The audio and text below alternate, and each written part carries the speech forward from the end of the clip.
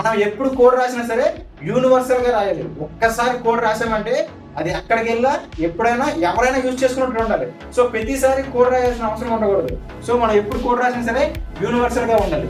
So మన programme అనేది universal గా ఉంది. ఎందుకు ఇప్పుడు నేనైనా యూజ్ చేసుకోవచ్చు. నా అమౌంట్ నేను ₹1,00,000 తీసుకున్నాను, నా టైం రేటు 10 years పెట్టాను, ఇంట్రెస్ట్ ₹10 పెట్టాను, నాకు అవుట్పుట్ వచ్చేస్తుంది.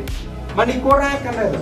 అదే కానీ ఇక్కడ స్కాన్ ఆఫ్ ఇవ్వకుండా అనుకోండి, యూనివర్సల్గా స్కాన్ ఆఫ్ ఇవ్వకపోతే నేను మళ్ళీ పెద్ద ఇదంతా రాయాలి. ఎందుకు ఇవన్నీ మార్చుకోవాలి. ఇక్కడ ఏమి ఇవ్వాలి, వాల్యూ ఇవ్వాలి. P ₹1,00,000, ఇక్కడ T 10 years, ఇక్కడ R ₹10 అని ప్రతిసారి వాల్యూ ఇచ్చుకోవాలి. సో ఒకసారి మనం ప్రోగ్రామ్ రాసామంటే అది యూనివర్సల్ గా ఉండాలి. సో ఇది యూనివర్సల్ ప్రోగ్రామ్ అనమాట. ఎక్కడికి వెళ్ళా సరే ఇది నీకు వర్క్ అవుతుంది. నువ్వైనా యూజ్ చేసుకోవచ్చు. ఈ ప్రోగ్రామ్ రాసిన తర్వాత నీకు నచ్చిన వాల్యూ ఎంటర్ చేసుకోవచ్చు. ఎగ్జిక్యూట్ చేసిన తర్వాత ఆల్రెడీ F6 కొట్టారు అనుకోండి మీరు VS Code లో, మీకు నచ్చిన అమౌంట్ అడుగుతుంది అనమాట. ఇది ప్రింట్ అవుతుంది, ఇక్కడ అమౌంట్ అడుగుతుంది, అమౌంట్ వేస్తారు. మళ్ళీ ఇది ప్రింట్ అవుతుంది, ఇక్కడ అడుగుతుంది 2 వేస్తారు. మళ్ళీ ఇది ప్రింట్ అవుతుంది, 5 వేస్తారు. సో మళ్ళీ ఇది ప్రింట్ అవుతుంది, ఆన్సర్ అదే వచ్చేస్తుంది. అదే క్యాలిక్యులేట్ చేసుకుంటుంది అనమాట. సో అది కోడింగ్ యొక్క బెనిఫిట్ అనమాట. చాలా టైం సేవ్ అవుతుంది. 10 మంది చేయాల్సిన పని కూడా ఒక వ్యక్తి చేయగలడు ప్రోగ్రామింగ్ ద్వారా.